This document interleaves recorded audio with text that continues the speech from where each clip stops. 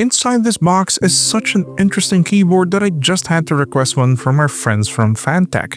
Mind you, I wasn't originally slated to be sent this. I just shot my shot and told them, "Can I please?" And funnily enough, they agreed to let me please. This is the Fantech Super Maxfit Air99, a retro-styled low-profile keyboard that will turn heads anywhere you bring it. As we can see from this nostalgia-tickling box, the Maxfit Air99 is pulling on a lot of inspiration from the design cues and color pairings of old consoles, particularly the ones from Nintendo. There is a lot of retro arcade style at the back and a list down of all the features. Don't worry, we'll get through all of them in this video. Upon opening up the box, we get the keyboard wrapped in a wax bag along with its plastic dust cover, all to protect it from bumps during shipping, of course. We'll put it aside for now and check the other accessories. Under the keyboard, we get the quick start guide, the warranty card, and it's always nice to see this, stickers. I particularly like this sticker set too, as we have the other Super Maxfit products here in sticker form. Both the 99 key and 83 key versions of the Super Maxfit keyboards, and the Super Maxfit versions of the Kanata S wireless mouse, the Shooter 3, and of course the Super Maxfit Retro desk mat. Very nice sticker set, Fantech. Sensational. Next accessories we have are in this little flap inside the box. We get a keycap puller, a USB-A to USB-C data and charging cable, and surprise, some replacement keycaps. These consist of a dark gray version of the spacebar and both a light gray and dark gray version of the arrow keys, just in case you don't want to let some of that color into your life. And yeah, that's everything in the box. Time to check out the keyboard itself. Let's go. But before we continue with the video, let's keep the lights on here in the studio. This video was brought to you by Sneak Attack Design Lab. They're a clothing company that specializes in technical fashion, more commonly known as techwear, and you can see me in their clothes in most of my videos.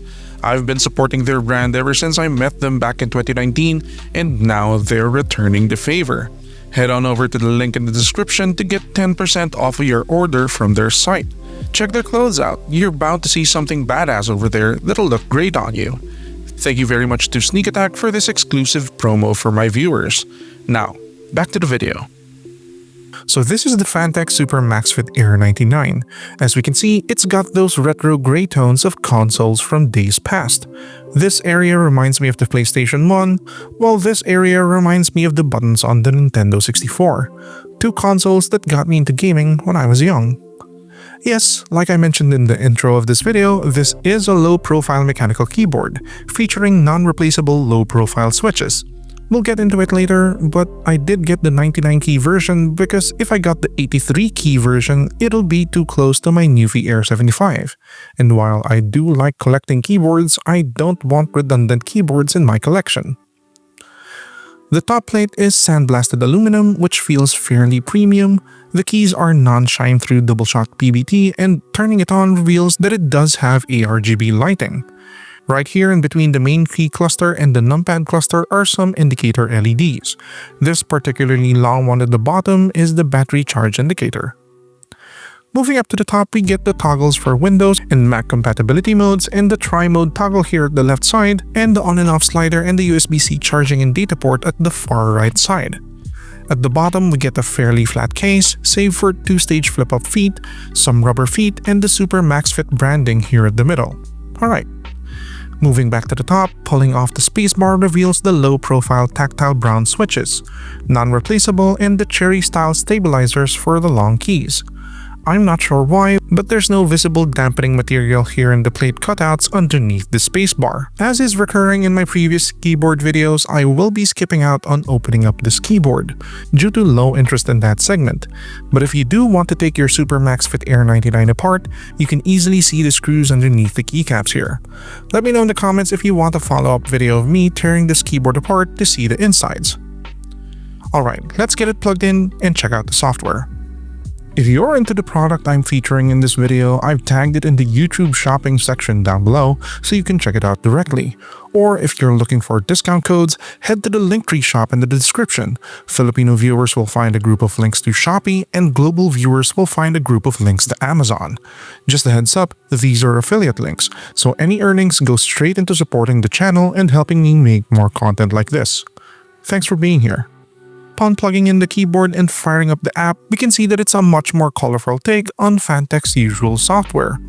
We only get 2 tabs here at the top, a configuration tab for customizing the keyboard, and a macro manager tab for inputting, well, macros.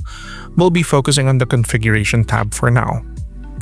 At the left, we can see the light effect settings with a lot of preloaded presets and controls for brightness, animation, speed, and even the direction of the effect. At the bottom, we can control macros. This is where all the macros you've recorded in the other tab will go, and you can assign them to any key you want. You can even control the number of cycles or change behaviors like release to stop or press again to stop. Then at the right side, we can see the entire swath of the keys available for remapping. I am not planning to remap any keys right now though, so we'll leave that alone for now. And at the very bottom, we can press this button to update the firmware of the Maxfit Air.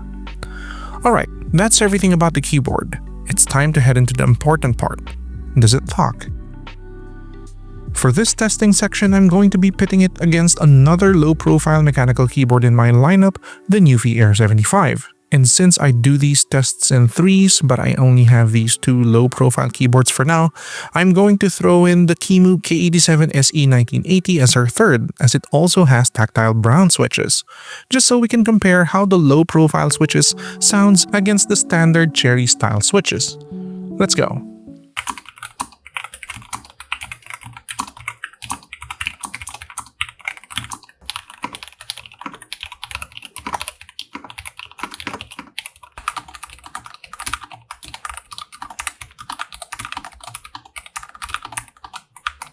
Now, would you hear that? They sound pretty damn good.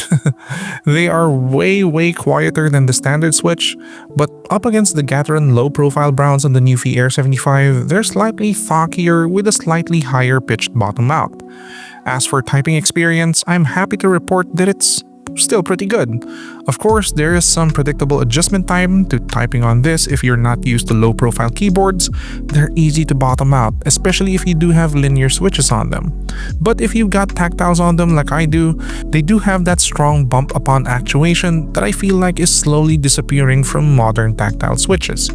There is some scratchiness to some of these switches though, so I would have liked to see these switches to be removable so we can lube them up for a smoother feel. But as it stands now, this is a pretty solid low-profile keyboard experience.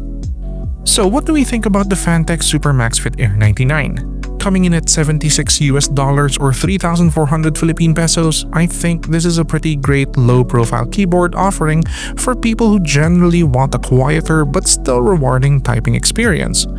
These low profiles though, they just capture your heart once you get to try them out. I've loved my Newfie Air75 for so long that it's so nice to get to try one from a different brand and realize that the experience across the board is fairly similar. And let's not forget the plus points this gets for aesthetics. It's not gaudy, it's not loud, it's tasteful in all the right ways, and I'm very glad that Fantech exercised some restraint with these, not unlike their ES Pro controller. Overall, this is a very recommendable keyboard as long as you know what you're getting into with these low-profile switches. Great job as usual, Fantech. If you like the Fantech Super Maxfit Air99 and want to get one for yourself, please head on down to the description as I've put some affiliate links there. Each purchase goes directly to supporting this channel and will ensure that more content like this gets made. While you're there, comment your thoughts, give this video a like, and subscribe to this channel. It helps out a lot. That's it. I'll see you guys next time. Bye.